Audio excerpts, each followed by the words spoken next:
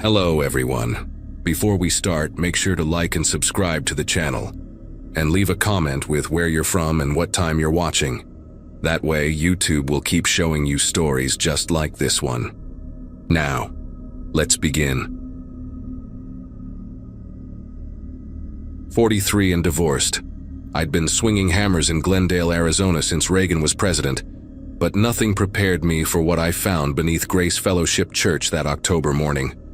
I'd volunteered to fix the water damage in the chapel basement mainly because my daughter Haley sang in their youth choir every Sunday.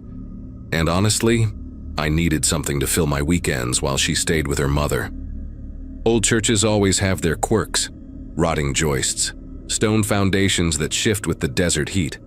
But Grace Fellowship had bones from 1952, solid construction that just needed some love. I remember joking with Pastor Daniels about how the original builders over-engineered everything, using twice the lumber any modern code would require. I'd been down in that basement maybe 6 times over the years, usually quick repairs, a burst pipe here, some electrical work there. But this was my first real project since Pastor Whitmore passed away 5 months earlier from that sudden heart attack. Strange how the whole town seemed to age overnight after losing him. The man had baptized half of Glendale's population, including Haley just 2 years prior, his gentle voice and warm smile making even the teenagers feel welcomed at service. My crowbar hit something odd behind what I thought was solid foundation wall, a hollow thunk that shouldn't exist in poured concrete, and when I pulled away the rotting drywall someone had installed to hide it, I found a door painted the exact gray of the surrounding stone, its edges sealed with enough caulk to survive a flood, with a padlock that must have cost more than my first truck. Now I should have called Pastor Daniels right then, the new minister who'd taken over after Whitmore's death, but curiosity got me the same way it did when I was 12 and found my dad's hidden Playboy collection in the garage rafters. The padlock was a Medico military grade, the kind you'd see on government buildings, not church basements, and whoever installed it had welded a steel plate around the hasp to prevent anyone from prying it off. I spent 20 minutes with my bolt cutters, the metal groaning and fighting me every inch until it finally snapped with a sound like breaking bone. And when I pulled that door open, the smell hit me first, not decay exactly, but something stale and chemical, like a hospital room that hadn't seen fresh air since the Carter administration.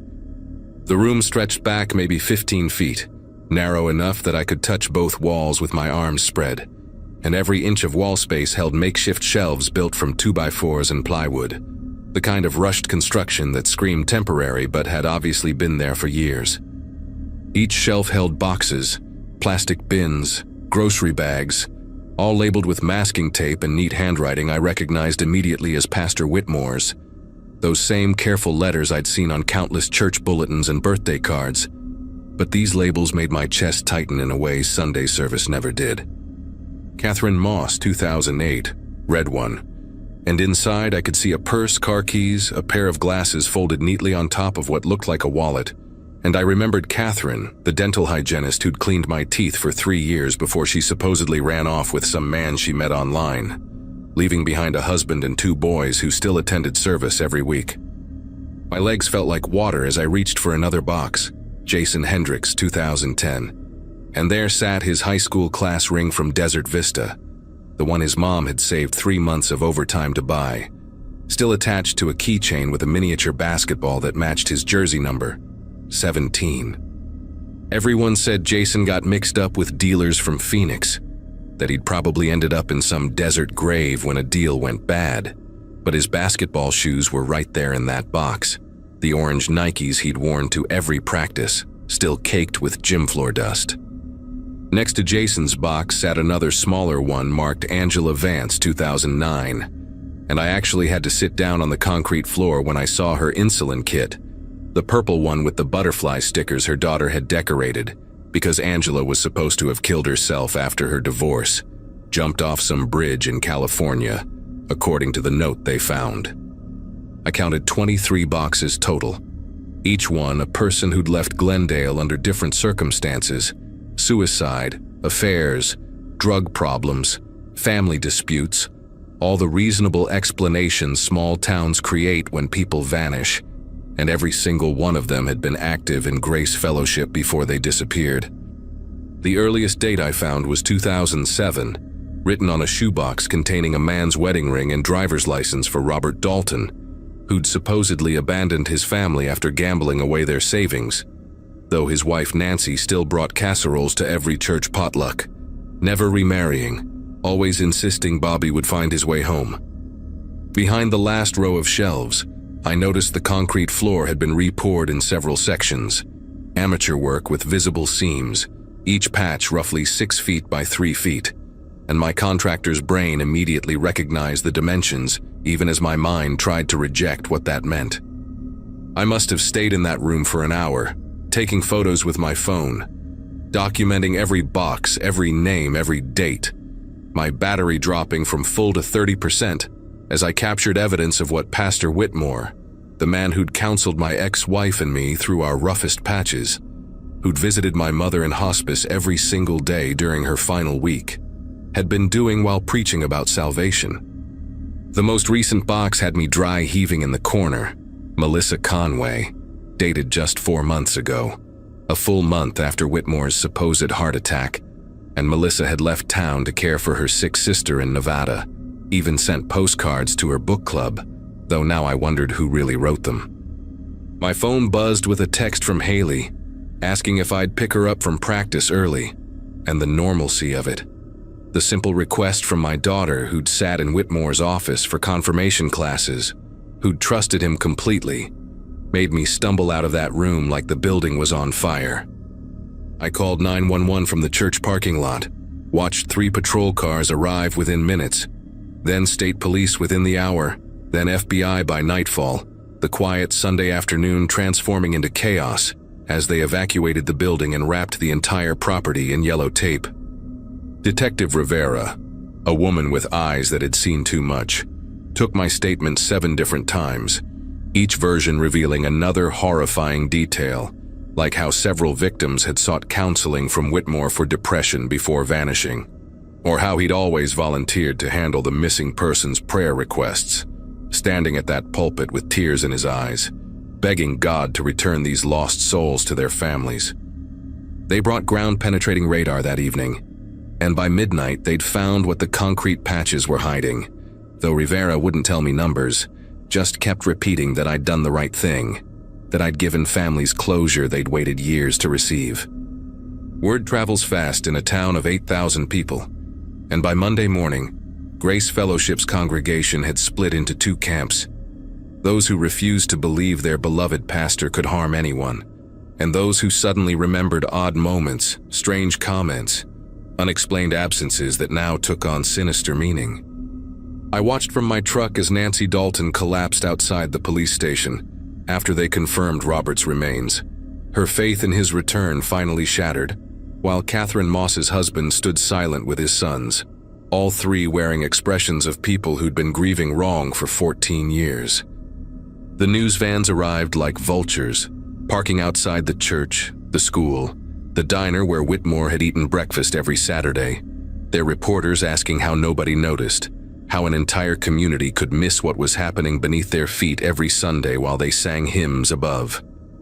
Haley wouldn't talk to me for 3 days after the story broke, just sat in her room with her youth choir photos, staring at the one where Pastor Whitmore had his hand on her shoulder during last year's Christmas concert. And I understood her confusion because I felt it too. How do you reconcile the man who'd held your hand during your mother's funeral with someone capable of keeping trophies from his victims, of standing over their graves while delivering sermons about eternal life, of comforting grieving families while knowing exactly where their loved ones lay buried? Pastor Daniels tried to hold services that next Sunday, but only 40 people showed up in a sanctuary built for 300. And halfway through his sermon about faith being tested, Old Howard Keller stood up and asked the question everyone was thinking. How many more of Whitmore's secrets were still hidden, and who else in church leadership might have known? The investigation revealed that Whitmore had been hunting within his own flock for 15 years, choosing vulnerable members who came to him for guidance, people struggling with addiction, depression, isolation. those whose disappearances could be easily explained away.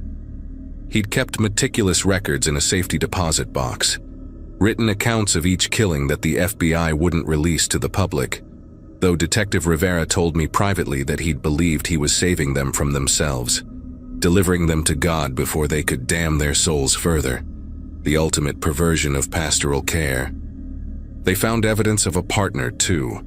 Someone still alive who'd helped move bodies, forge letters, maintain the illusion that victims had simply left town, and the whole community held its breath waiting for that arrest, neighbors eyeing each other with newfound suspicion, wondering who among them had helped create this nightmare.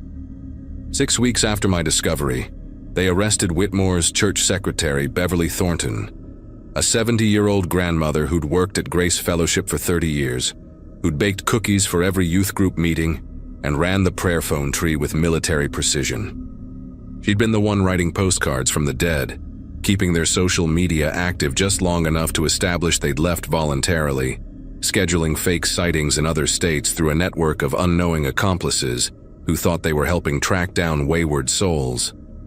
The trial dominated local news for months, revealing how she genuinely believed she was helping Whitmore conduct holy work, that these people were chosen by God to transcend their earthly suffering, and watching her testimony was like staring into an abyss where faith and madness became indistinguishable.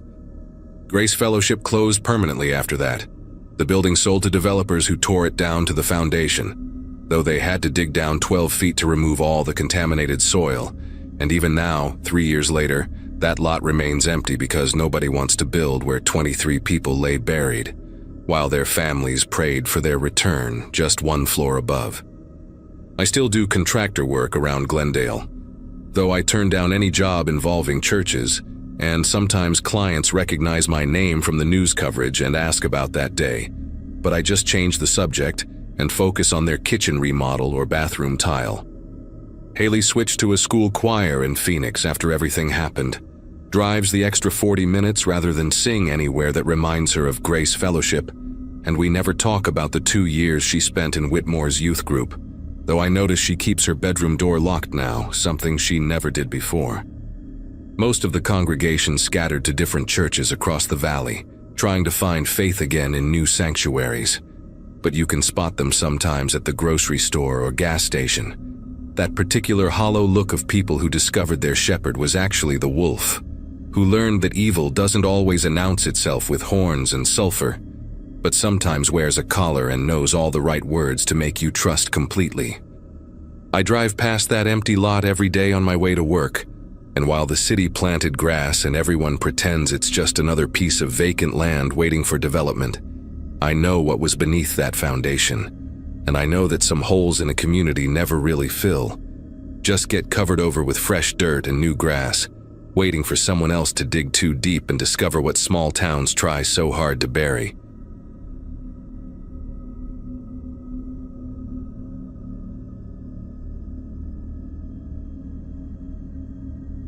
"11 years of appraising foreclosed properties teaches you to read a house before you even step inside, and that farmhouse outside Snowflake was screaming at me from the moment I pulled up the dirt road leading to it.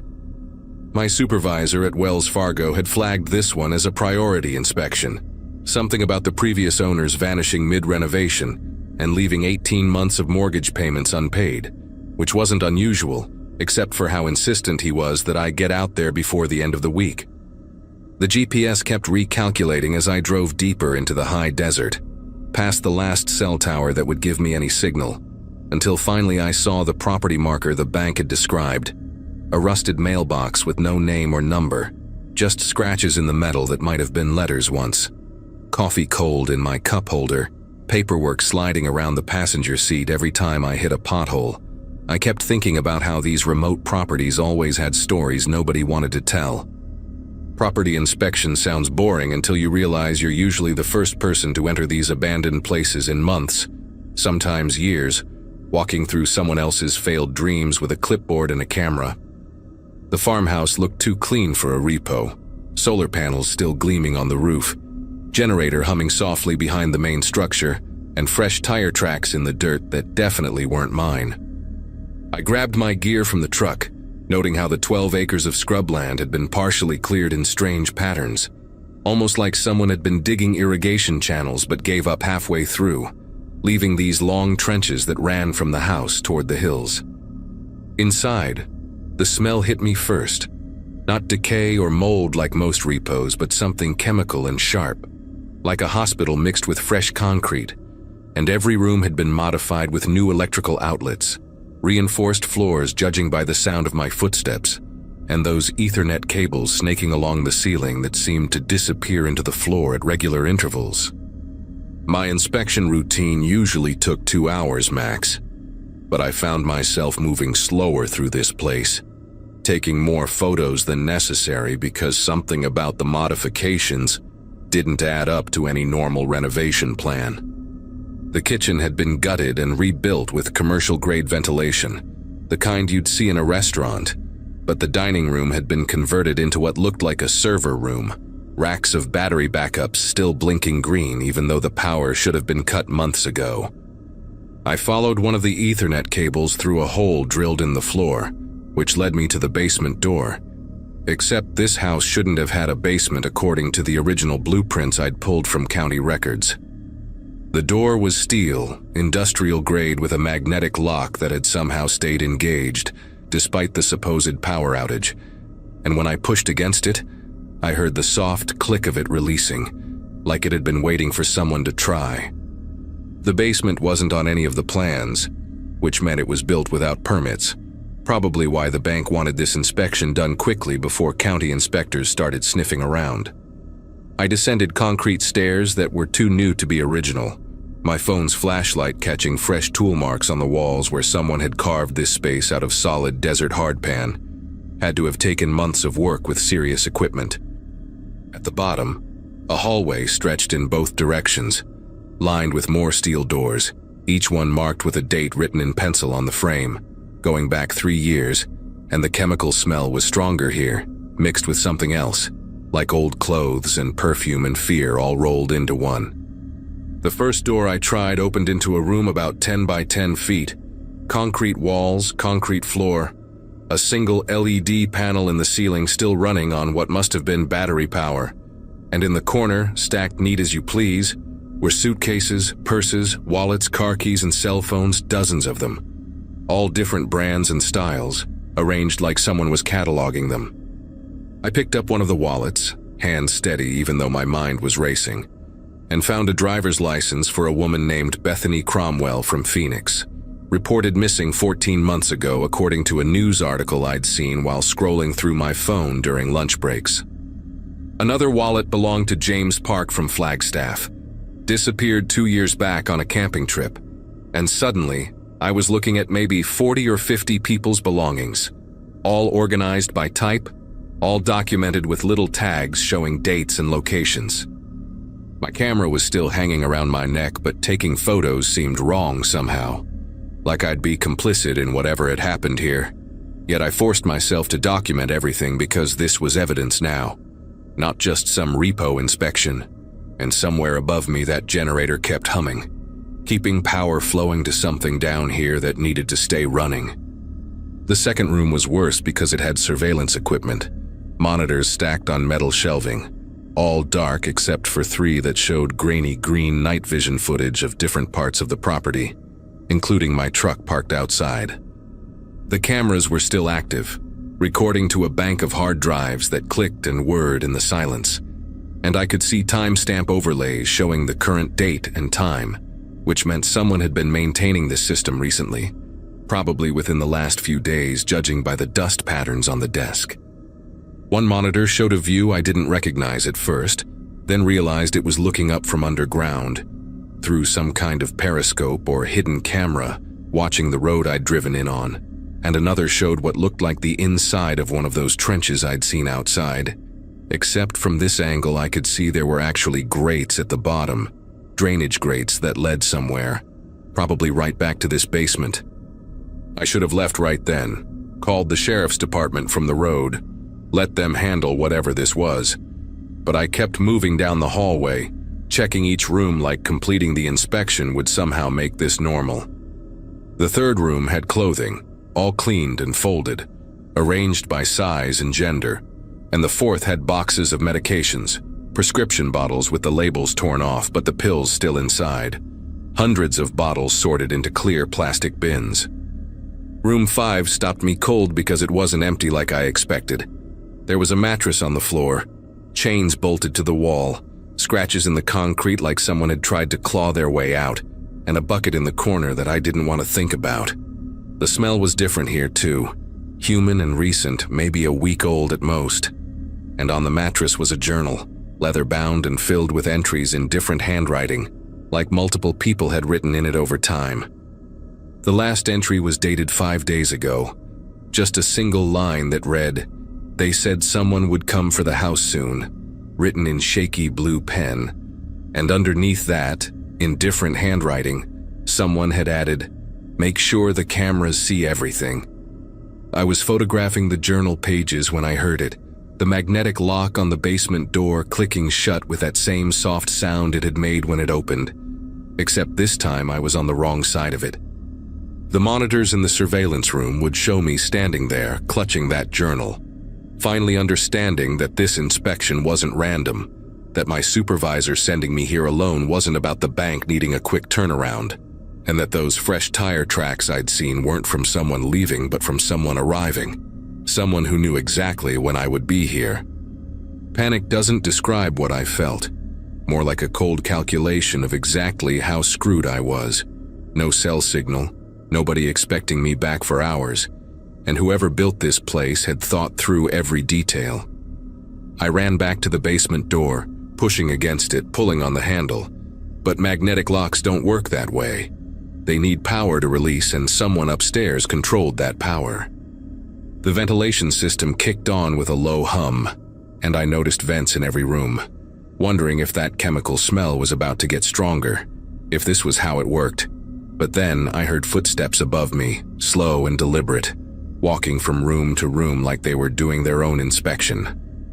The journal was still in my hand, and I flipped through more pages, finding maps of the property with tunnel systems marked in red ink, notes about delivery schedules, and lists of names with check marks next to some and question marks next to others. My supervisor's name was on there with a star beside it. I went back to the surveillance room, thinking maybe I could use the equipment to call for help, but the computers were locked, password protected, and the monitors just kept showing their feeds, including a new angle I hadn't noticed before, the basement hallway where I was standing right now, watching myself watch myself on screen. Then I saw movement on one of the exterior cameras, a van pulling up beside my truck, no license plates, and 2 people getting out wearing medical scrubs and surgical masks, carrying what looked like equipment cases, moving with the efficiency of people who'd done this before. They weren't hurrying, weren't worried about being seen, just methodically unloading their van like this was any other job. And one of them looked directly at the camera and gave a small wave, like they knew I was watching, like they wanted me to see what was coming next. The drainage grates, that's when it clicked. Those trenches weren't failed irrigation, they were escape routes or maybe disposal routes, and the journal mentioned something about the runners who tried to use them but never made it past the sensors. I grabbed a metal shelf bracket from the surveillance room and went to work on one of the grates in the hallway floor, prying at the edges until my fingers bled, because staying here meant ending up in one of those rooms or worse, and at least the tunnels gave me a chance. The grate came loose just as I heard the basement door's magnetic lock disengage with that soft click, and I didn't wait to see who was coming down, just dropped into the tunnel, landing hard on wet concrete about 8 feet down, my ankle twisting but not breaking, and started crawling through absolute darkness toward what I hoped was away from the house.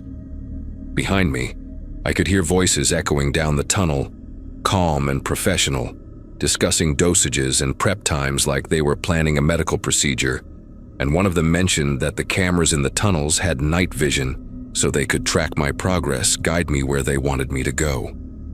I kept crawling anyway, using my phone's dying flashlight to navigate through the narrow concrete tube, trying not to think about what might be on the walls I was touching or what had happened to the others who'd tried this route. After what felt like hours but was probably 20 minutes, I hit a junction where 3 tunnels met, and I could hear water flowing somewhere below. An underground stream, maybe. Something not on their plans. I chose the tunnel that sloped downward, following the sound of water, and eventually broke through a rusted grate into a natural cave system, part of the limestone formations common in that part of Arizona. And for the first time since that door locked, I had hope. The cave led to an old mine shaft, abandoned probably since the 1940s based on the equipment I passed, and from there to a desert wash about 2 miles from the farmhouse, where I emerged covered in mud and blood, my ankles swollen to twice its size, but alive and free with my camera's memory card still in my pocket, containing every photo I'd taken. A rancher found me stumbling along Highway 77 about an hour later, half delirious from dehydration and pain, and drove me straight to the emergency room in Show Low where I told the cops everything while a nurse cleaned gravel out of my palms. The FBI took over within hours, but when they got to the farmhouse the next morning, the basement was filled with concrete, fresh poured and still warm, all the evidence buried under tons of industrial-grade quick-set cement that would take weeks to excavate. My photos became the only proof of what I'd found. Grainy and dark, but clear enough to match belongings to missing persons cases across 3 states. Clear enough that families finally had answers, even if they'd never have closure. The bank fired my supervisor 2 days later, claimed they had no knowledge of any connection to the property, and their lawyers made sure I understood that discussing any theories about their involvement would result in lawsuits I couldn't afford to fight. I quit doing property inspections after that, moved to New Mexico, and got a job appraising commercial real estate. Nice clean office buildings with security cameras that actually keep people safe instead of documenting their disappearance. The FBI says they're still investigating, that the property's been seized as a crime scene, but I check the news every few months and nothing ever changes. No arrests, no updates. Just that farmhouse sitting empty in the desert while somewhere those people in medical scrubs are probably setting up another basement, another system, another trap for someone who thinks they're just doing their job. Sometimes at night I dream about those tunnels, about crawling through darkness while voices echo behind me, discussing medical procedures, and I wake up checking my apartment door to make sure it still opens from the inside, that the lock isn't magnetic, that I can leave whenever I want, because that's something you never stop checking once you've been on the wrong side of a door that won't open.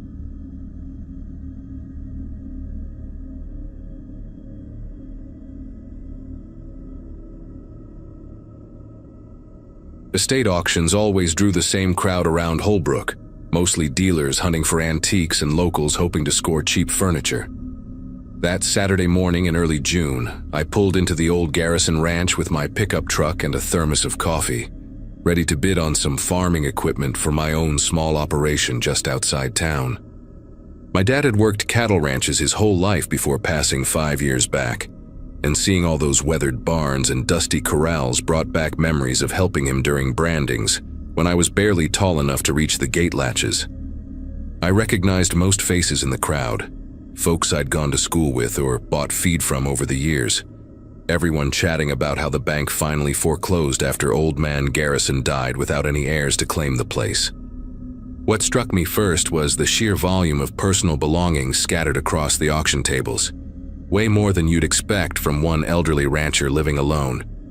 There were work boots in at least 15 different sizes, dozens of worn leather belts, stacks of faded denim jackets with different builds and wear patterns, like they'd belonged to men of various heights and body types. The auctioneer's assistant, a kid named Bradley who went to school with my nephew, kept pulling out boxes filled with wallets, pocket knives, wristwatches, even sets of false teeth in small plastic cases. Each item had a lot number taped to it, and Bradley's mother was cataloging everything on her laptop, occasionally pausing to wipe dust from her glasses and squint at some detail that didn't quite add up in their inventory sheets. I wandered over to a folding table near the barn, where they'd arranged dozens of framed photographs, most showing groups of ranch hands posing with horses or standing around branding fires. The photos spanned what looked like 40 years, judging by the changes in truck models visible in the backgrounds and the evolution from black and white to faded color prints. In every single photo, Garrison stood in the center, his distinctive curved spine and drooping left eye making him easy to spot. But the workers around him never repeated from one picture to the next. Not one familiar face carried over between seasons, which seemed impossible given how ranch work usually went, where good hands stayed on for years and built relationships with the livestock and the land. A woman named Dolores, who ran the local historical society and collected old photographs of the area, picked up one of the larger frames and studied it with a magnifying glass she pulled from her purse. She pointed out something to her husband, Frank, and they both leaned in close, whispering about recognizing someone in the photo who they thought had moved to Colorado back in the 80s. But then Dolores found another photo from 1992 with what looked like the same man's baseball cap and distinctive turquoise belt buckle laid out on a bunkhouse cot, like someone had arranged his belongings for a picture after he'd gone. The more photos we examined, the more we found these strange still life shots of personal items, always taken in the same bunkhouse room with the same iron bed frame, each one labeled on the back with just a year and a single initial. Bradley's mother suddenly stood up from her laptop, her face pale as she called the auctioneer over to look at something on her screen. She'd been cross-referencing the wallet contents with her database, finding driver's licenses and ID cards stuffed behind old receipts and worn dollar bills. The names meant nothing to most of us, but she recognized one from a missing person report her sister had filed back in 1987, when her husband never came home from what he'd said was a temporary ranch job. The auctioneer, a heavy-set man named Gordon who'd been running estate sales in the area since before I was born, immediately stopped the bidding and pulled out his cell phone to call the sheriff's office. While we waited for the deputies to arrive, more people started examining the personal effects with a different kind of attention, no longer looking for bargains, but for answers. Frank found a high school class ring from Winslow, dated 1979, with the initials T and W etched inside the band. A rancher's wife named Carol discovered a leather wallet with a photo of 3 young kids tucked behind a cracked driver's license, the expiration date still 2 years away from today. The mood shifted from excitement about good deals to a heavy, uncomfortable silence as everyone began to realize these weren't just forgotten belongings from workers who'd moved on to other jobs. 2 sheriff's deputies arrived within 20 minutes, followed by a detective I recognized from when she'd investigated a cattle theft case at my neighbor's place last year. Detective Shirley Watts took one look at the tables full of personal items and immediately called for backup and a forensics team from Phoenix. She asked Gordon to show her any paperwork related to the estate, and he produced several boxes of documents from his van, including decades of employment records that Garrison had kept in meticulous detail. Each file contained a single sheet with a worker's name, their start date, and a handwritten note about when they'd supposedly left, always some variation of moved on or headed back home, with no forwarding address or final paycheck recorded. The detective ordered everyone to step back from the auction items while her team photographed everything, but she allowed Dolores to point out which photographs showed the still life arrangements of belongings. Dolores had counted 37 of these images, each one dated between 1976 and just 6 months ago, when neighbors had last seen Garrison alive and walking his property line with that distinctive shuffling gait of his.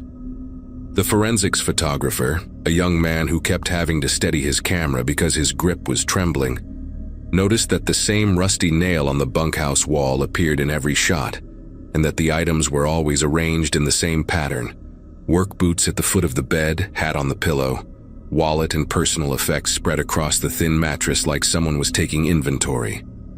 By noon, there were 8 police vehicles parked along the ranch's dirt road, and they'd strung yellow tape around the entire auction area. Detective Watts had us all write down our contact information and asked if anyone remembered specific ranch hands who'd worked for Garrison over the years. An older man named Eugene, who'd sold hay to the ranch for 3 decades, mentioned how he'd always found it strange that Garrison went through workers so fast, sometimes hiring new hands every few months, always saying the previous ones couldn't handle the isolation or had drinking problems. Eugene remembered dropping off a hay delivery in 1995 and chatting with a friendly worker named Luis, who'd promised to help him load some equipment the following week. But when Eugene returned, Garrison said Luis had hitchhiked to Phoenix in the middle of the night, without even collecting his pay. Around 2 in the afternoon, they brought in cadaver dogs, and within minutes, the first dog alerted near the old well behind the main barn. The handler, a woman with graying hair pulled back in a tight ponytail, tried to keep her expression neutral, but I saw her jaw clench when the dog sat down and refused to move, whining in that particular way that meant it had found something significant. The second dog alerted at the exact same spot, then ran in widening circles, alerting again and again at different points in what looked like a rough grid pattern extending out from the well for about 50 yards. The forensics team started marking each spot with small orange flags, and soon that patch of dusty ground looked like a miniature cemetery with flags instead of headstones, far too many to be explained by buried livestock or ranch animals. Detective Watts gathered those of us who'd been at the auction and told us we were free to leave, but asked us to remain available for follow-up questions. She mentioned that the FBI would likely get involved given the scope of what they were uncovering, and that the investigation would probably reveal victims from multiple states who'd come to Arizona looking for ranch work. As I walked back to my truck, I passed the table with all those photographs, and one caught my eye. A group shot from 1988 where a young man in the back row wore the same style of watch my father had worn, a silver Timex with an expandable band that he'd gotten for his 40th birthday. My chest tightened as I remembered Dad mentioning a cousin who'd disappeared around that time, supposedly run off to Alaska for pipeline work, though the family never heard from him again. The excavation took 3 weeks, and the final count was 41 bodies, all buried in shallow graves in that grid pattern the dogs had detected. Most were migrant workers or drifters who'd answered ads for ranch work, men without close families or anyone to report them missing. The forensics team found that Garrison had poisoned them with antifreeze mixed into coffee or food, then buried them within hours, keeping their belongings as some kind of twisted trophies. They found journals in his house where he'd written brief notes about each man, criticizing their work ethic or personality flaws, as if justifying what he'd done. The FBI traced several victims through DNA and dental records, finally giving families answers about relatives who'd simply vanished. The ranch was eventually demolished, the land sold to the state as part of a settlement with the victims' families, and now it's just empty desert with a small memorial plaque that most people driving past would never notice.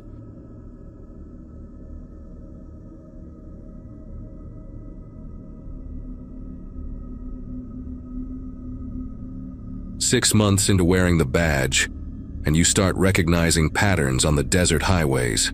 Same truckers making their weekly runs, same spots where teenagers race their pickups on Friday nights, same mile markers where coyotes dash across the asphalt chasing jackrabbits. My patrol route from Wickenburg to Salome had become as familiar as my own driveway, 87 miles of Arizona State Route 60 that I could navigate with my eyes closed.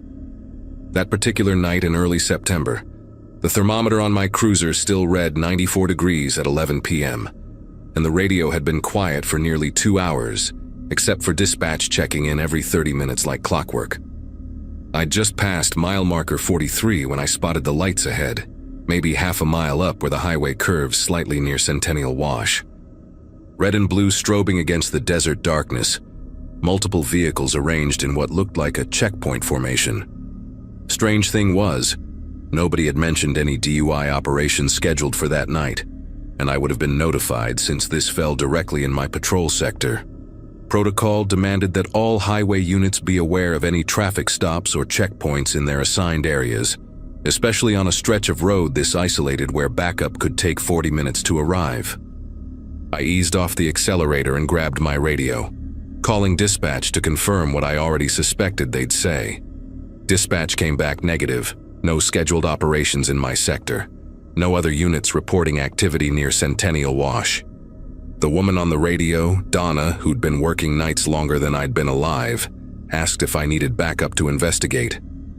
I told her to stand by while I approached, figuring maybe it was county sheriffs or even federal agents working something they hadn't bothered to coordinate with us.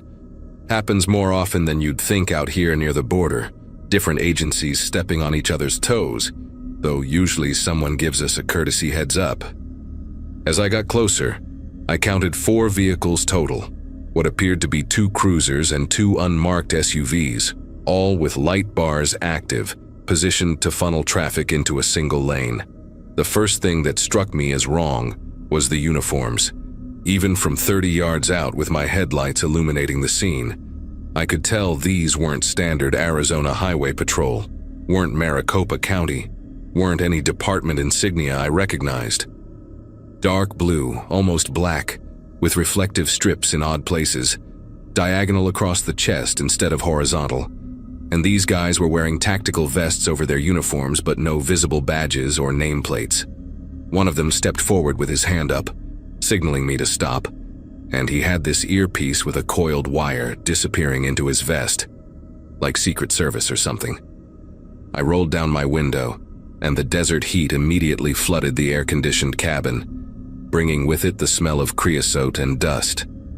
The man who approached my window had a face I'll never forget, not because of any particular feature, but because of how absolutely average it was. Like someone had used AI to generate the most generic white male face possible. When he spoke, his accent was neutral, no regional markers, just flat American English that could have come from anywhere or nowhere. He asked for my identification, which immediately set off every alarm in my head because I'm sitting there in a marked Arizona Highway Patrol vehicle wearing my full uniform. I asked him what agency he was with, and he just repeated his request for identification, his expression never changing, like he was reading from a script he'd memorized phonetically without understanding the words. Behind him, I could see 3 other men in similar uniforms standing at various points around their vehicles. And here's where it gets genuinely bizarre. None of them were moving, not shifting their weight, not turning their heads to look at passing tumbleweeds, not even adjusting their stance against the desert wind that was picking up. They stood like mannequins, perfectly still except for their hair and clothing rippling in the breeze. One of them was holding what looked like a tablet or electronic clipboard, but the screen was facing away from me, casting this unnatural white glow on his face that made his features look washed out and skeletal. I reached for my radio again, keeping my eyes on the man at my window, and told Donna I was going to need that backup after all. Possible impersonation of law enforcement officers. The moment I said those words into the radio, the man at my window took a step back and made this hand gesture to the others, just a quick circular motion with his index finger. All 4 of them moved in perfect synchronization toward their vehicles. No rushing, no panic, just smooth, coordinated movement, like they'd rehearsed this exact scenario 100 times. I put my cruiser in park and stepped out, my hand instinctively resting on my service weapon, calling out for them to stop and identify themselves. Not one of them acknowledged me, just continued their synchronized retreat to their vehicles. That's when I noticed their cruisers had no department markings, no unit numbers, just white doors with generic star-shaped badges that could have been bought from any police supply website. What happened next still makes me question my own perception, even though I've watched the dashcam footage probably 200 times since that night. They started their vehicles simultaneously, all 4 ignitions turning over at the exact same moment. And as they pulled away in a perfect convoy formation, their emergency lights were still flashing. But here's the thing that nobody can explain. On the dashcam video, those lights just cut out mid-frame. Not like someone hit a switch, but like they simply ceased to exist between one fraction of a second and the next.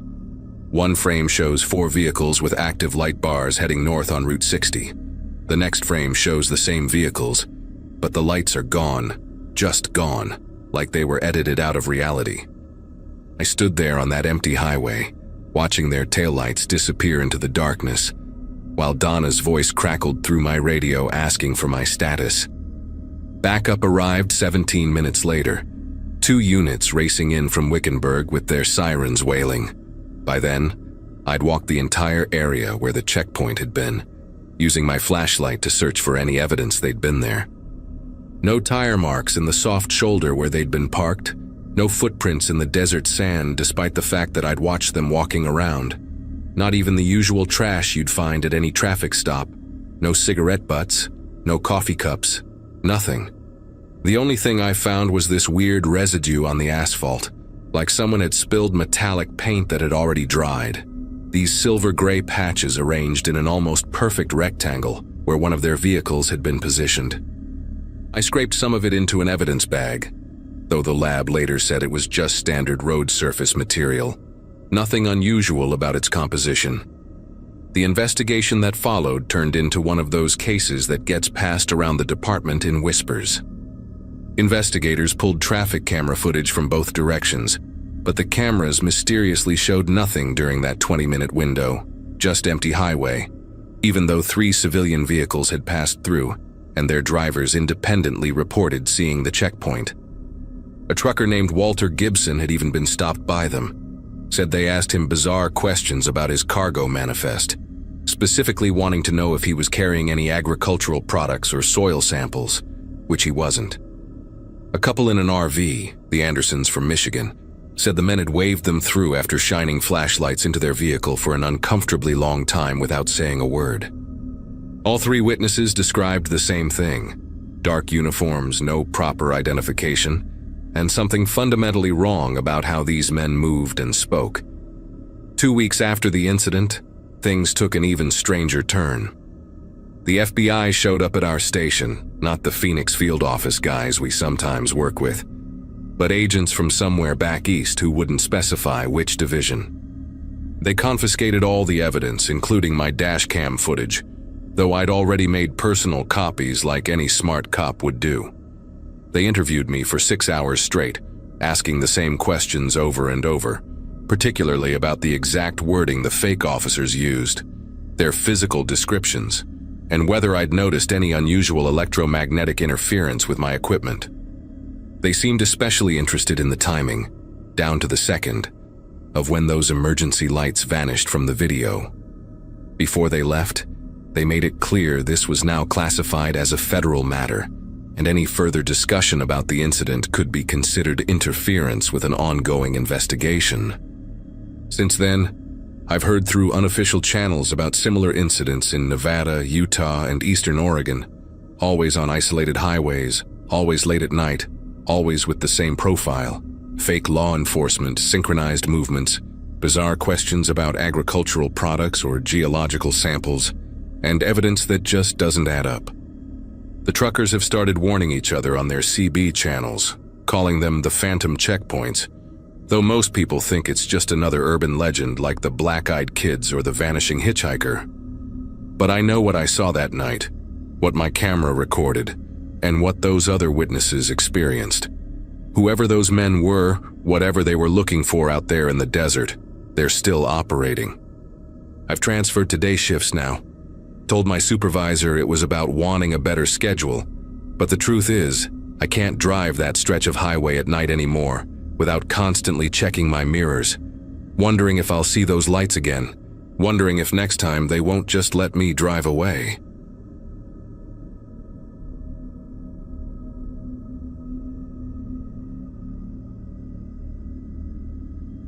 January in Bisbee meant 2 things: tourists gone and weather that could turn mean without warning. I'd inherited my grandmother's place just outside town limits the previous spring, right after finishing my nursing degree at 31, and most folks thought I was crazy for actually moving in. A single woman living alone 40 minutes from the nearest neighbor, they said, shaking their heads at the pharmacy or the grocery store. But after 7 years of cramped apartments and roommates who never cleaned their dishes, that little adobe house nestled against the Mule Mountains felt like freedom itself. I had my books, my cat Oliver, and enough savings to take a few months off before starting at the regional hospital. What I didn't have, as I would learn that night, was any real understanding of why my grandmother had installed so many locks on her doors, or why she'd spent her last years writing those strange letters to the sheriff about lights in the hills. That particular evening started like any other winter night in southern Arizona, cold dropping fast once the sun disappeared behind the mountains, wind picking up and making the old wooden window frames rattle. I was making dinner, just some pasta and sauce from a jar, when I noticed the first snowflakes drifting past the kitchen window. Snow in Bisbee wasn't unheard of, but a real storm was rare enough to make me stop and watch. Within an hour, it was coming down heavy, coating the desert landscape in white, transforming the familiar saguaros and ocotillos into strange, hulking shapes. Oliver sat on his perch by the window, tail twitching at something outside that I couldn't see. Around 7, I tried calling my friend Claire in town to joke about the weather, but my phone had no signal. Not unusual out here when storms rolled through. I wasn't worried yet. I had firewood, plenty of food, and the generator my grandmother had installed would kick in if the power went out. I actually felt cozy, safe even, watching the snow pile up on the porch rails while I settled in with a paperback thriller, the irony of which wouldn't hit me until much later. At exactly 9:17, I know because I'd just checked my phone hoping for signal, everything went dark. Not the gradual dimming you get when a storm knocks down a power line somewhere far away, but an instant, complete blackness, like someone had thrown a switch. The heater's hum died. The refrigerator stopped its gentle rumbling, and suddenly all I could hear was wind and snow hitting the windows. I felt my way to the kitchen drawer where I kept a flashlight, knocking over my water glass in the process. The crash made Oliver yowl and bolt upstairs. As I clicked on the flashlight, I waited for the familiar rumble of the generator kicking in. My grandmother had paid good money for that thing. Always paranoid about losing power out here. 10 seconds passed, then 20, then a full minute. Nothing. The house grew colder by the second. That high desert cold that seeps through walls and finds your bones. I pulled on my jacket and headed for the back door, flashlight beam cutting through the darkness, to check the generator shed. I'd made it halfway across the kitchen when I heard them. Footsteps in the snow, slow and deliberate, crunching their way around the side of the house toward the front porch. Not the quick, light steps of a deer or javelina. These had weight behind them, a rhythm that only comes from 2 human legs. I clicked off my flashlight immediately, muscle memory from all those true crime podcasts I'd listened to, and pressed myself against the wall. The footsteps continued, unhurried, like whoever it was knew exactly where they were going. They stopped right at my front porch, maybe 10 feet from where I stood frozen in my dark kitchen. For a moment there was only silence and the whisper of falling snow. Then I heard something that made every nerve in my body fire at once. The distinct metallic scraping of someone trying different keys in my front door lock. Not picking it, not forcing it, but methodically trying key after key like they had a whole ring of them. My mind raced. Who would have keys? The previous owners? Someone my grandmother knew? The scraping stopped, followed by a low grunt of frustration, and then the footsteps started again, moving now toward the back of the house where I'd been heading, toward the generator shed, toward the only other door. I had maybe 30 seconds before those footsteps reached the back door. My legs finally responded, carrying me on silent, socked feet to the hallway closet where my grandmother had kept her hunting rifle. My fingers found it in the dark, dusty but solid, and I grabbed the box of shells from the top shelf. I'd learned to shoot years ago, but loading in pitch blackness with trembling fingers while listening to those steady footsteps getting closer was something else entirely. I managed to get 3 shells in before I heard the back door handle rattle. Then, just like with the front door, came that horrible scraping of keys. One key, then another, then another. Whoever this was had been prepared, had planned this. The wind howled, covering the sound of my breathing as I positioned myself at the end of the hallway with a clear view of the back door. Through the small window in the door, I could make out a shape. Tall, bulky, in what looked like a heavy coat, face obscured by darkness and snow. The figure tried another key, and this time I heard the subtle click of a lock turning. My grandmother had installed a deadbolt and a chain lock in addition to the regular lock. The doorknob turned, and the door pushed inward an inch before catching on the chain. The figure didn't curse or kick the door, or do any of the things a frustrated burglar might do. Instead, they pulled something from their coat. A pair of bolt cutters, the long handles gleaming faintly in what little moonlight filtered through the storm clouds. They slipped the cutting end through the gap in the door, searching for the chain, and that's when I saw their wrist in the sliver of space, a thick leather watch band, and below it, a tattoo I recognized with a sick jolt of terror. 3 mountain peaks with a sun rising behind them. I'd seen that tattoo before, several times actually, on the arm of a man named Clayton who ran the hardware store in town. The same man who'd helped me change the locks when I first moved in. The same man who'd made copies of my keys for the spare set I'd wanted to hide outside. The same man who'd asked so many questions about me living alone, about my schedule, about whether anyone ever came to visit. The bolt cutters found the chain and began to close with a metallic grinding sound. In about 5 seconds, he'd be inside my house. I raised the rifle and pumped a round into the chamber, the sound unmistakable even through the door and the storm. The bolt cutters stopped moving instantly. For 3 heartbeats, neither of us moved. Him on one side of the door with his arm still through the gap, me on the other with the rifle aimed at chest height. Then his arm slowly withdrew, pulling the bolt cutters back through. I heard his boots shift in the snow, and when he spoke, his voice was different from the friendly hardware store owner I thought I knew. Lower, rougher, with an edge that made my skin prickle. "Now, there's no need for that," he said, almost conversationally, like we were discussing paint colors instead of him breaking into my home. "I just wanted to check on you in the storm. Power's out all over town. Got worried when I saw your place go dark." The casualness of the lie made my anger spike through the fear. "Get off my property, Clayton," I called back, surprised at how steady my voice sounded. "I know you cut my power line. I know you've been watching me." There was a pause, then a low chuckle that seemed to come from deep in his chest. "Your grandmother said the same thing, you know. Always so paranoid. Always thinking someone was out to get her. Shame what happened to her in the end." My finger found the trigger as pieces clicked together in my mind. My grandmother's death had been ruled natural causes, heart failure in her sleep, but she'd been healthy for her age, still gardening and hiking the week before she died. She'd been writing those letters to the sheriff about someone watching her house, about lights in the hills at night, about feeling unsafe. The sheriff had dismissed it as an elderly woman's paranoia, but what if she'd been right all along? What if Clayton had been doing this for years, watching women who lived alone, waiting for the right moment? "What did you do to her?" I demanded, keeping the rifle trained on the door. He didn't answer directly, but I heard him moving, his boots crunching through snow as he walked along the back of the house.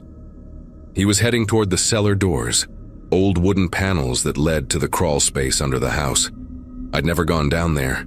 My grandmother had kept them padlocked, said it was just full of spiders and old junk.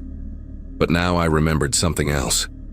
She'd mentioned once that the previous owners had connected the cellar to the house through a trap door in the pantry, for tornado safety back in the 50s. If Clayton knew about that connection, if he had keys to the padlock too, he could get inside without going through either door. I ran to the pantry, nearly tripping over Oliver, who'd come downstairs to investigate. The cat hissed at something I couldn't see, his fur standing on end, then bolted back upstairs. My flashlight beam swept across the pantry floor until I found it, a square outline in the floorboards, painted over but visible if you knew where to look.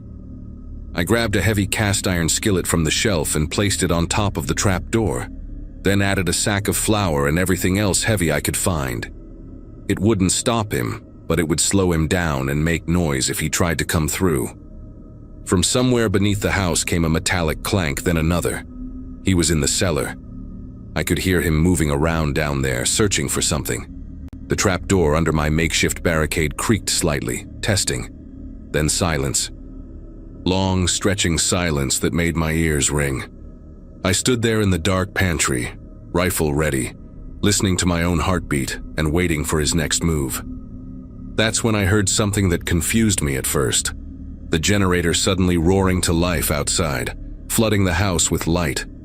Every bulb blazed on at once, blindingly bright after so much darkness. But that made no sense. Why would he fix the power he'd cut? Then I understood, and the realization hit me like ice water. He wanted the lights on so he could see me from outside. All those windows I'd never thought to cover with curtains because there were no neighbors to worry about. Now they were like a stage, displaying my every movement to someone standing in the darkness beyond. I was lit up like an actress in a spotlight, while he was invisible in the storm. I dropped to the floor immediately, crawling military-style toward the living room where the curtains were drawn. Behind me, I heard the cellar doors slam shut and footsteps running through the snow circling the house. He was looking for me through the windows, hunting for his perfect shot or angle of entry. I reached the living room and pressed my back against the wall between two windows, trying to control my breathing. The footsteps stopped somewhere near the kitchen windows. Then I heard something that made my chest tighten, the distinct sound of glass cutting, that high-pitched squeak of a glass cutter scoring a window. He was going to cut a hole, reach through, and unlock a window from the inside. No keys needed, no forcing doors. Just a clean, quiet entry while I huddled here in the light he'd so thoughtfully provided. I knew I had to move fast. The glass cutter stopped, and I heard a sharp tap. He was breaking out the scored circle. I belly crawled to the breaker box in the hallway, reached up and flipped the main switch. Darkness swallowed everything again. This time, I heard him curse loudly from outside, the first real sign of frustration he'd shown. Good. Let him be the one stumbling blind in the snow. I made my way back to the kitchen by memory, avoiding the furniture I knew was there, and positioned myself where I could see both the back door and the window he'd been working on. The hole in the glass was visible as a darker circle against the dark window, about the size of a softball, right next to the window latch. Snow was already blowing through it, creating a small drift on my kitchen counter. For a moment, everything was still except for the wind. Then I saw movement at the hole, a gloved hand reaching through, feeling for the latch. I raised the rifle and fired without hesitation. The blast was deafening in the enclosed space, and the window exploded outward in a shower of glass. The hand vanished instantly, and I heard Clayton swearing and stumbling through the snow, moving away from the house. I'd missed him, probably intentionally.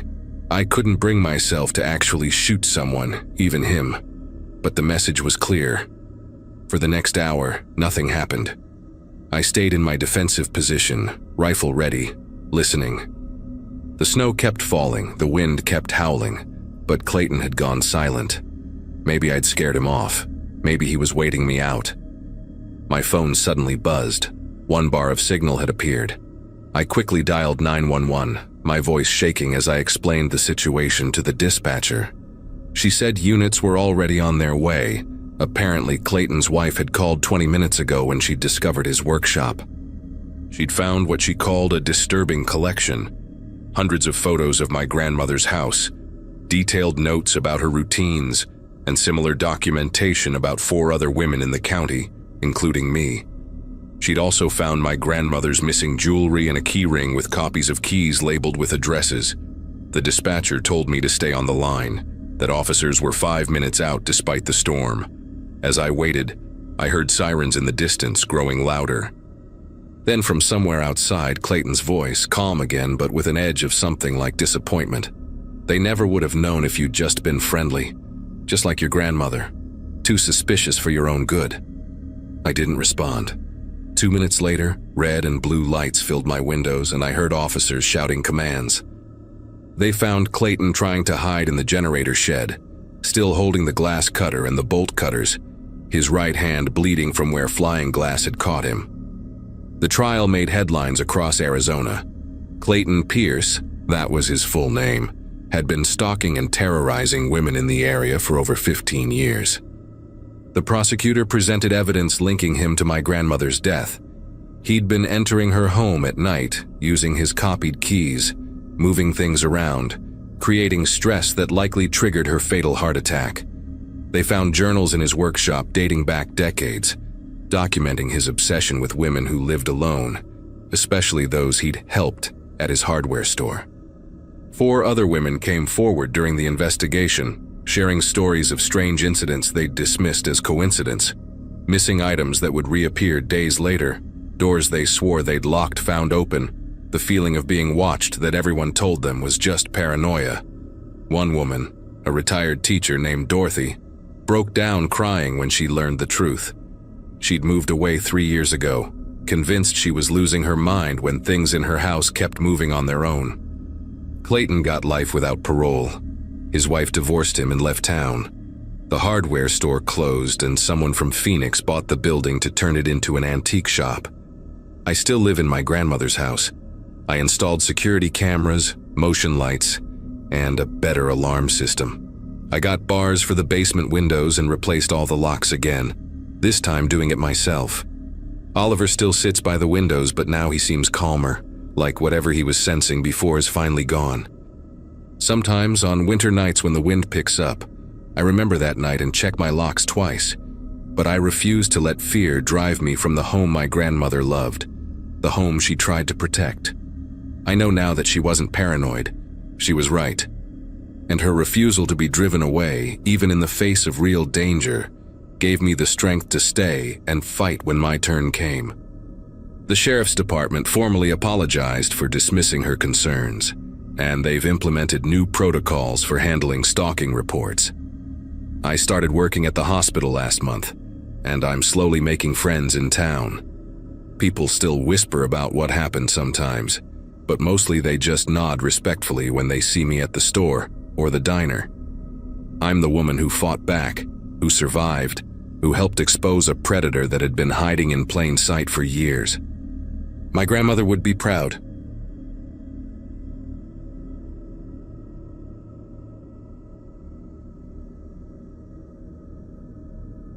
Dust devils twisted across the dead alfalfa fields like angry ghosts the morning I signed the papers at county records.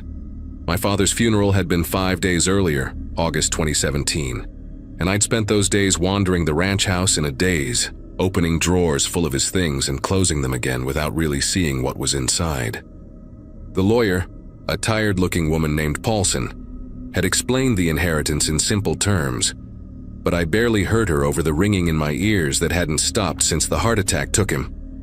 26 years of watching Dad work himself into the ground, and now the whole dying operation was mine.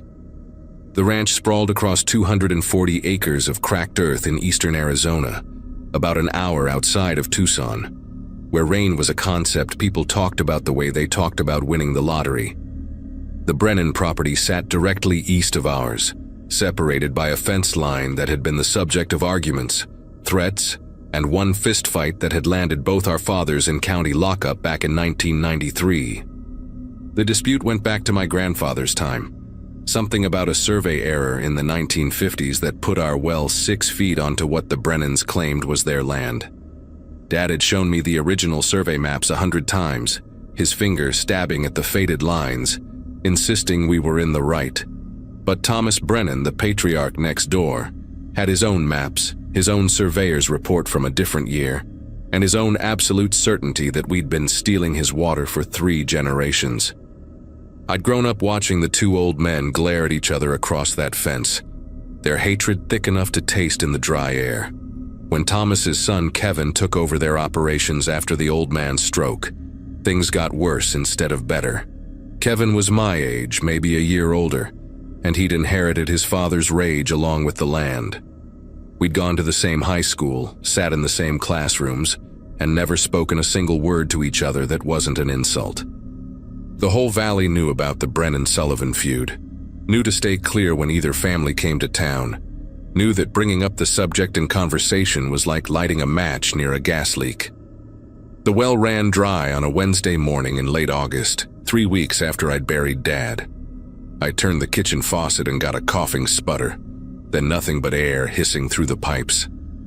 My first thought was mechanical failure, maybe the pump finally giving up after decades of constant use. But when I walked out to check the wellhead, I found the gauge readings showed the water table had simply dropped below the pump's reach.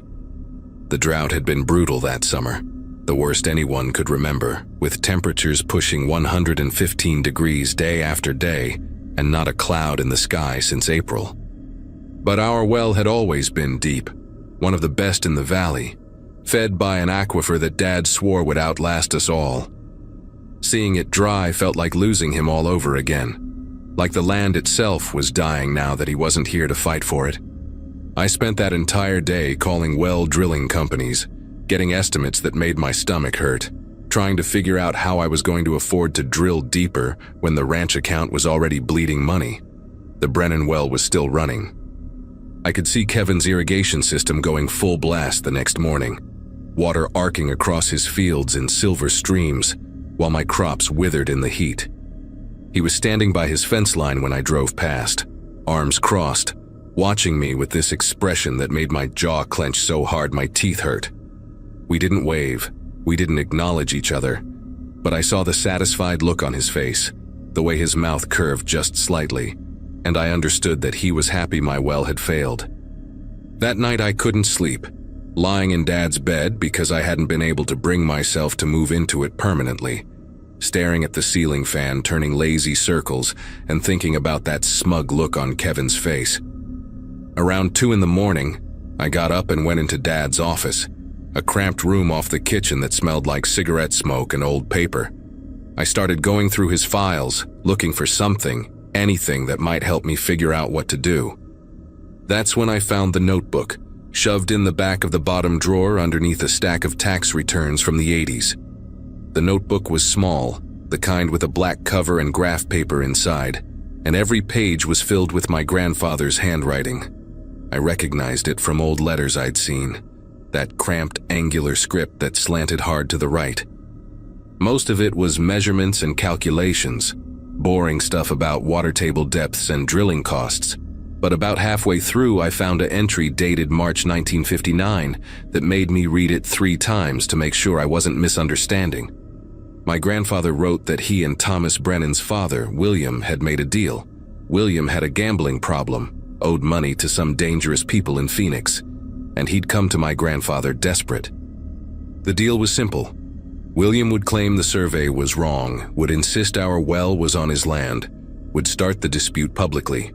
In exchange, my grandfather would loan him $8,000, no interest, to be paid back over 10 years. The beauty of it, my grandfather wrote, was that the argument would keep property values low, keep outsiders from buying up land in the valley, keep things the way they'd always been.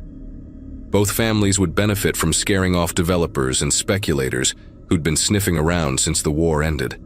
But then, I turned the page and found the entries from 1961, and my hands started shaking so bad I almost dropped the notebook.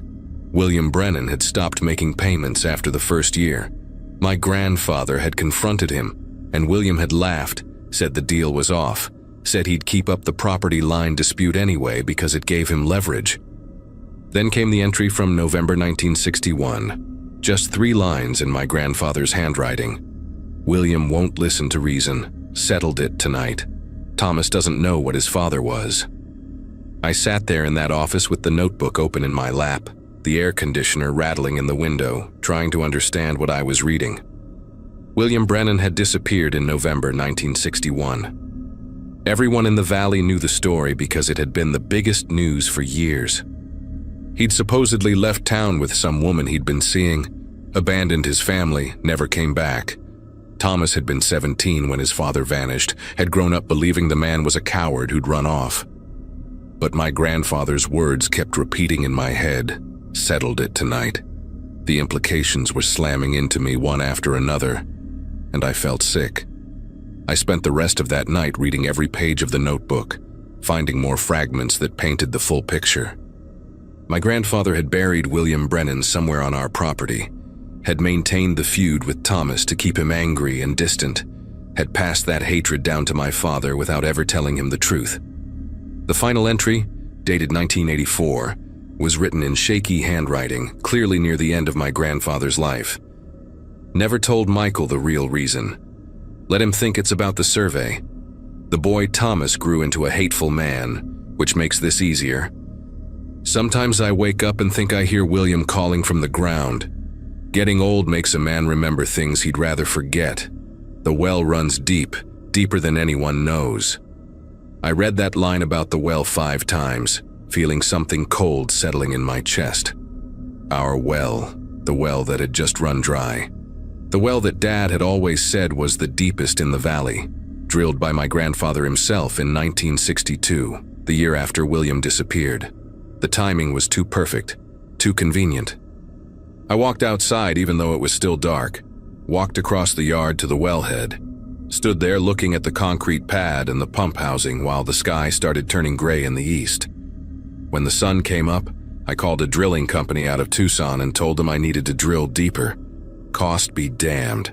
The crew showed up 2 days later, 3 guys in a truck with a rig that looked like it had been used to drill wells since the 70s. The foreman, a weathered man named Vincent with sun-damaged skin like old leather, asked me how deep I wanted to go. I told him to keep drilling until we hit water again, whatever it took. They started work that afternoon, the drill bit chewing into the earth beside the old well, the noise echoing across the valley like a scream. Kevin Brennan came to the fence line that evening, stood there watching with his arms crossed, his face hard. He shouted something I couldn't hear over the drilling noise, probably some insult about throwing good money away, but I ignored him. The crew worked for 3 days straight, drilling down through layers of rock and sand, going deeper than the original well. On the 3rd day, around 4 in the afternoon, Vincent came to the house with his hat in his hands and this expression on his face that I'll never forget. He asked me to come look at something they'd found. The drill had pulled up fabric first, rotted and stained but still recognizable as denim. Then came fragments of bone, small pieces that Vincent had laid out on a tarp like evidence at a crime scene. He didn't say anything, just pointed at them and waited for me to react. I stood there staring at what was left of William Brennan, pulled up from 60 feet below ground where my grandfather had dropped him down that newly drilled well shaft in 1962. Vincent asked if he should call the sheriff, and I told him yes, even though every instinct was screaming at me to say no, to have them bury it all again and pretend we'd never found anything. But I couldn't do that. Whatever my grandfather had done, whatever my father had unknowingly protected, it ended now. The sheriff's department showed up within an hour, and by sunset there were 4 squad cars in my driveway and a forensics team setting up lights around the drill site. Word spread through the valley faster than a brush fire. Kevin Brennan showed up at my fence line just as they were bringing up more remains, and I watched his face change as he understood what was happening. He went white, then red, then started screaming at me across the fence, accusing me of murdering his grandfather, of lying, of continuing the family tradition of destroying the Brennans. I walked over to him with the notebook in my hand, my heart pounding so hard I thought it might burst, and I held it out through the fence. He snatched it from me, started reading, and I watched his expression shift from rage to confusion to horror as he realized his grandfather hadn't abandoned the family at all. Thomas Brennan had spent 60 years hating a man he thought was a coward, had raised his son to hate my family, had died 2 years ago still believing his father had run off with some woman. Kevin read every page while the police worked behind me, and when he finished he just stood there holding the notebook, his face completely blank. He asked me why I'd drilled deeper, why I hadn't just left it alone, and I told him the truth. Because the well ran dry and I didn't know what was down there until it was too late. He laughed at that, this bitter sound that had no humor in it, and said that his father had always told him our well was cursed, that nothing good would ever come from that ground. Then he turned and walked back to his house without another word, and I didn't see him again for 3 days. The investigation took over my life for the next month. Detectives came and went, asking questions about my grandfather, about my father, about what I knew and when I knew it. They brought in anthropologists who confirmed the remains were male, approximately 40 years old at time of death, consistent with someone who'd been dead since the early 60s. Dental records eventually confirmed it was William Brennan. The district attorney spent weeks trying to figure out if there was anyone left to prosecute, but my grandfather had died in 1987, and my father had clearly never known the truth. They closed the case as a cold homicide with no living suspects, which felt like the worst possible outcome because it meant William's murder would just sit there in the files forever, solved, but not really resolved. The local newspaper ran the story, and suddenly everyone in the valley who'd grown up hearing about the Sullivan-Brennan feud, understood that it had all been built on a lie and a buried body. I got calls from relatives I hadn't spoken to in years, people asking questions I couldn't answer, demanding to know if my father had really been innocent or if he'd been covering it up all along. I told them all the same thing. Dad didn't know. He died believing the fight was about water and property lines, just like Thomas Brennan had. Kevin came to my door on a Friday evening in late November, after the news crews had finally stopped showing up and the valley had started to move on to other gossip. He looked like he hadn't slept in weeks, his eyes red-rimmed and hollow, and he asked if we could talk. We sat on my porch drinking beer while the sun went down, not saying much at first, just existing in the same space without the weight of inherited hatred between us. He told me his mother had taken the news hard, that she'd spent 60 years married to Thomas, believing her father-in-law was a deadbeat who'd abandoned his family, and now she had to grieve for him all over again as a murder victim. He said Thomas had died angry, had spent his last years furious at a ghost who'd supposedly run off, and now Kevin had to live with knowing his father had wasted all that rage on a man who'd been dead the whole time. I told him about the notebook, about how my grandfather had written that he heard William calling from the ground sometimes, and Kevin just nodded like that made perfect sense. We agreed that our families had been used as weapons against each other by dead men who'd taken their real fight to the grave, and that continuing the feud would just mean they'd won even after death. The property line dispute died that night on my porch, not with lawyers or surveys, but with two exhausted men deciding they were done carrying someone else's grudge. I ended up selling the ranch 8 months later to a development company out of Phoenix, the same kind of outside buyer my grandfather had spent decades trying to keep away. Kevin sold his place to the same company, and we split the money from both properties down the middle, settling the survey dispute the way it probably should have been settled 60 years ago. The developers filled in both wells and built a subdivision called Desert Vista Estates, which feels like the final insult to everything our families fought over. I moved to Flagstaff and used my half of the money to start over.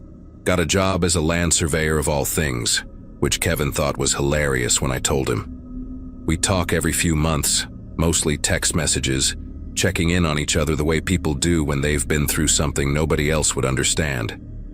William Brennan got a proper burial in the Valley Cemetery, next to Thomas and the rest of the family, with a headstone that listed the real year of his death. The whole thing taught me that some fights aren't worth inheriting, that you can spend your whole life angry about something that was never really about what you thought it was about. My father died believing he was protecting our family's rights, never knowing he was just protecting a lie my grandfather had built to cover up murder. The well ran dry and exposed everything, and maybe that was always going to happen eventually. You can't build a life on buried secrets. Sooner or later someone drills deep enough to hit the truth.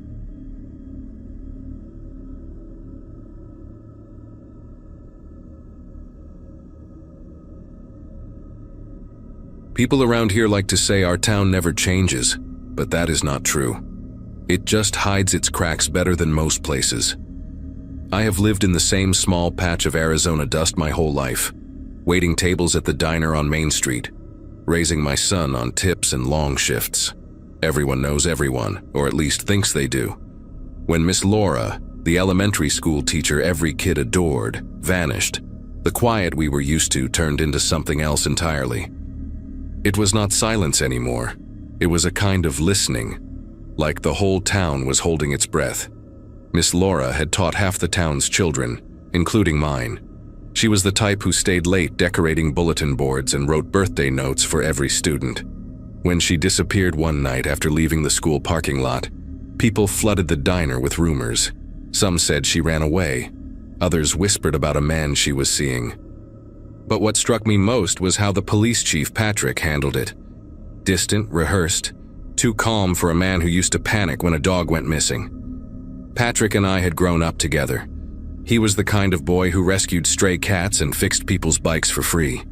We used to skip rocks at Miller Lake and talk about how we would both leave someday. I never did, and neither did he. He married young, joined the force, and climbed to the top. After Laura's disappearance, I watched him on the news, standing near the school's flagpole, telling everyone they were doing everything possible. I could tell he was lying. Not because of what he said, but because of how he said it, like the words were something heavy he was forced to carry. A week later, the diner got busier. Journalists came through asking questions, and locals came for comfort food and gossip. That is when I overheard something that made my stomach twist. One of the deputies mentioned finding Laura's phone near the river but being told not to log it officially. He caught my eye mid-sentence and went quiet. When Patrick came in later that evening, he asked to speak with me out back. He smiled, but it was the wrong kind of smile. Stretched too far, almost apologetic. He said, "People talk too much when they are scared, don't they, Marla?" After that night, Patrick barely came into the diner. When he did, he sat alone at the counter and kept his radio on even while eating. The deputies avoided eye contact, like the whole department had been told to keep their mouths shut. I tried to let it go. I had bills to pay, a son to raise. But the thought kept creeping back. Why would the chief hide evidence? The first time I mentioned it to anyone was to my co-worker, June. She told me in a whisper that her cousin on night patrol had seen someone unloading boxes from Patrick's truck behind the old storage unit by the grain silos. The kind of detail you would not invent. A few nights later, I got home after closing and saw something folded under my front doormat. It was a piece of lined paper, torn from a notebook, no signature. The handwriting was shaky but clear. "Stop asking questions about Laura." I stood there in the porch light, the sound of crickets around me, reading it again and again. My son was asleep inside. I locked the door, checked the windows, and sat at the kitchen table staring at that note until the sun came up. I wanted to believe it was a prank, but deep down I knew it was not. By the next afternoon, word spread that someone had vandalized the memorial set up outside the school. Candles smashed, photos torn. Patrick called it kids being cruel, but no one believed that. The diner stayed full that evening, people too uneasy to eat at home. One of the regulars, an older rancher named Clyde, told me he had seen a black pickup parked behind the diner after hours a few nights ago. No plates, engine off, just sitting there. The timing made my skin crawl. That was the same night the note appeared. The second note came 3 days later. This one was taped to my mailbox. It said, "You do not know who you are dealing with." My hands were still damp from washing dishes when I pulled it off. There was a faint smell on the paper, like gasoline and old cologne. I called Patrick that night, tried to sound calm. He said, "Let me handle it," then changed the subject, asking about my son's grades. It felt rehearsed again, like he had already decided what he wanted me to say, or what I should not. The next morning, I noticed tire marks in the dirt near my fence, deep, uneven, like someone had parked there for a while. I could see where the grass had been flattened. My son said he heard an engine during the night, but he thought it was one of our neighbors. I wanted to believe that too, but when I checked the mailbox later, there was another note. No words this time, just a photo. It was of me standing outside the diner, taken from across the street. My name was written on the back in red ink. I took it straight to Patrick's office, but he barely looked at it. He said it could be a local kid messing around, then filed it away like it was nothing.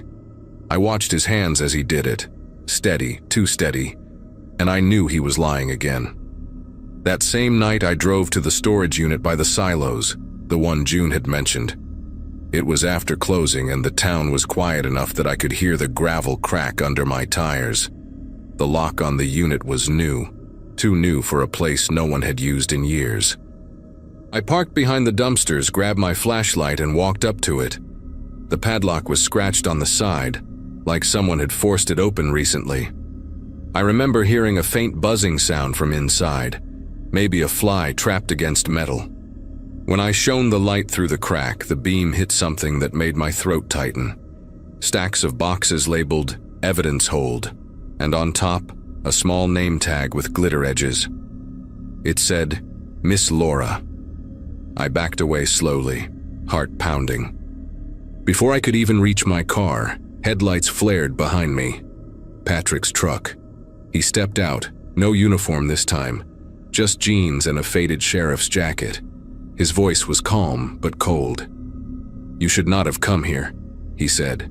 The flashlight shook in my hand. He walked closer, blocking the beam with his shadow. "You are putting yourself and your boy in danger, Marla." I wanted to scream at him, demand answers, but all I could do was nod. He took the name tag from my hand and tucked it into his jacket pocket before getting back in the truck. The dust from his tires hung in the air long after he was gone. I left town the next morning, packed a few bags, told my son we were visiting family out east and never went back. I do not know what happened to Miss Laura or what Patrick was protecting, but a month later I saw on the news that the storage unit had burned down in an electrical accident. No one was hurt, they said, and no charges were filed. I still get letters sometimes, no return address. The last one said only this: "You did the right thing by leaving."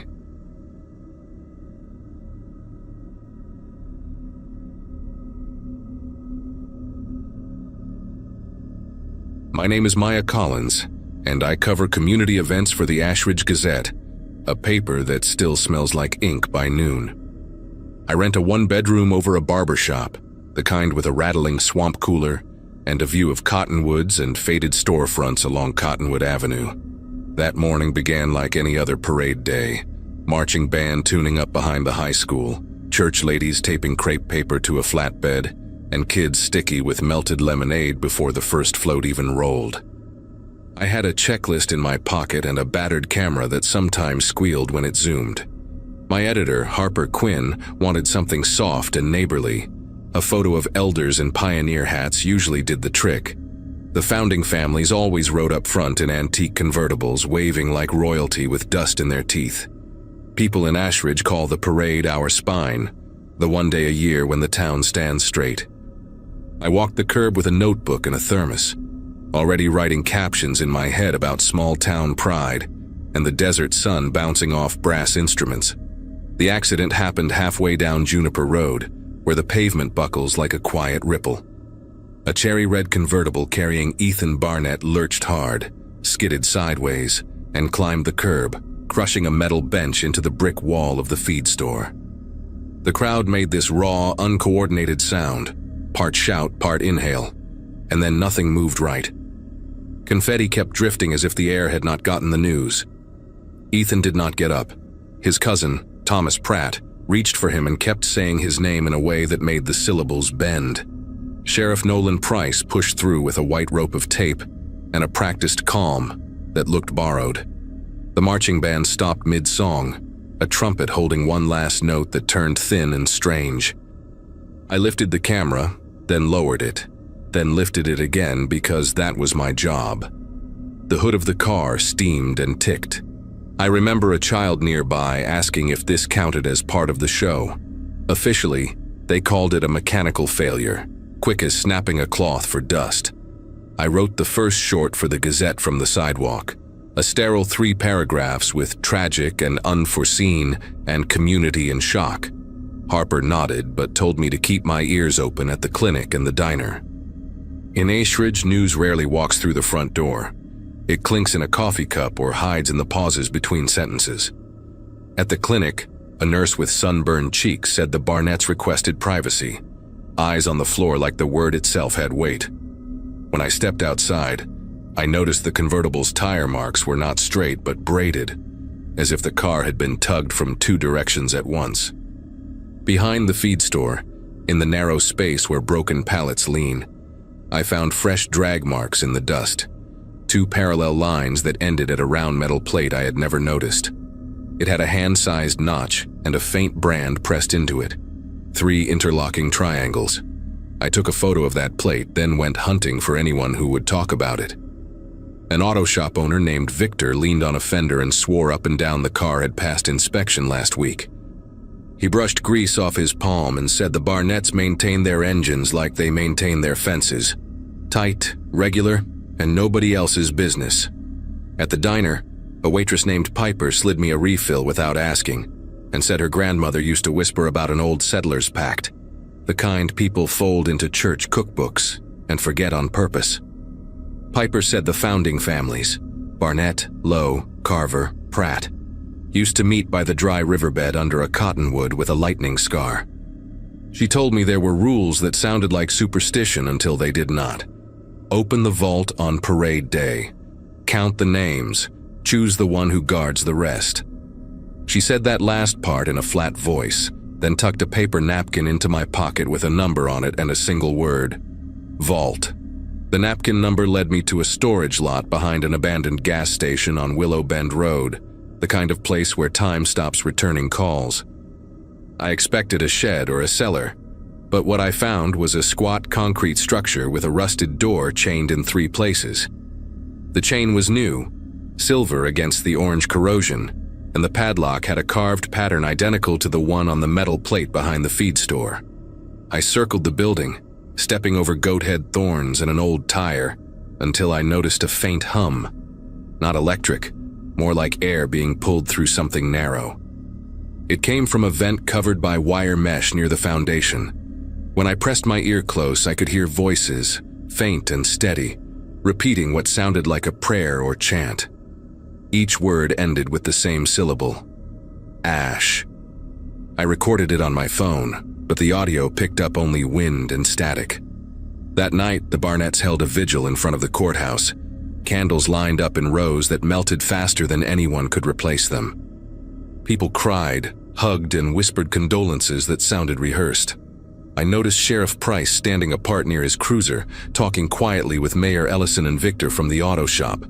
Their faces were drawn tight, and Victor's hands were shaking as he kept wiping them on a rag that was already clean.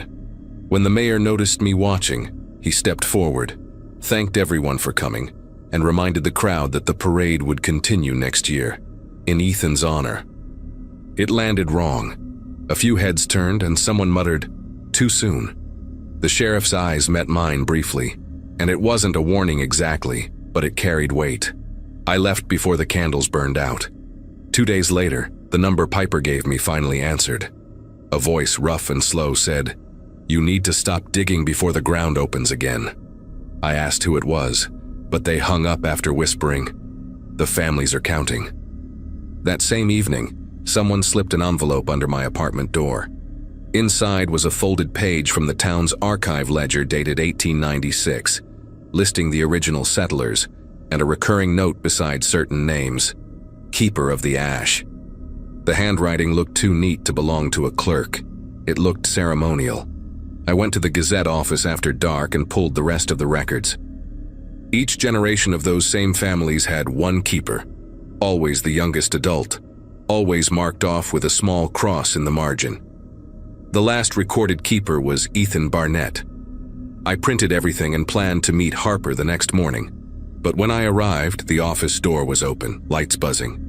Harper was gone, her desk cleared except for her press badge and a flash drive labeled "Parade Footage." The footage showed the parade from the courthouse angle. Nothing unusual until the moment before the crash. A shadow crossed the frame, low and fast, like someone crouching between floats. Then the car jerked, and I could see Victor by the auto shop, watching it happen, not moving an inch. In the corner of the screen, Sheriff Price's hand went to his radio before the impact. He didn't flinch either. The audio caught something I hadn't noticed in person. A whisper spreading through the crowd, almost synchronized. Ashridge endures. That night I packed my camera, the ledger copy and the flash drive, then drove toward the old storage lot again. The desert air had that strange stillness before a storm, though no clouds moved overhead. I parked a block away and walked with my flashlight off, letting the moon show the path. The chains on the vault door were gone. It hung slightly open, as if someone had left in a hurry. Inside, I expected machinery, maybe old parade props. Instead, there was a sloping tunnel lined with stone blocks, colder than the night outside.